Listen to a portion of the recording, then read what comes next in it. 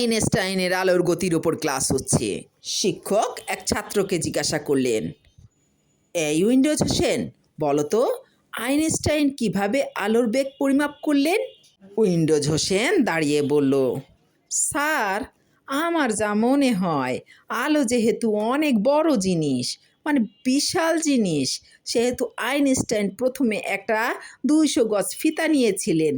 তারপর এবার নান্টু উঠে দাঁড়িয়ে বলল, হয়নি স্যার, উইন্ডোজ কি ধরনের গাধা চিন্তা করেন? আরে আলো কি জামা কাপড় পরে যে ফিতা দিয়ে মাপবো? আলো হইল আলুর মতো ভারী, তাছাড়া তখন গজ ফিতা আবিষ্কারই হয়নি, তাই তখন মাপামাপির কাজে দাড়িপাল্লা ছাড়া উপায় ছিল কোনো? বলেন স্যার, আপনিই বলেন। শিক্ষক এদের কথা শুনে বললেন, আহা, তোদের কি প্রতিভা! তোরা তো এক সময় আইনস্টাইনকেও ছাড়িয়ে যাবি। বাহ!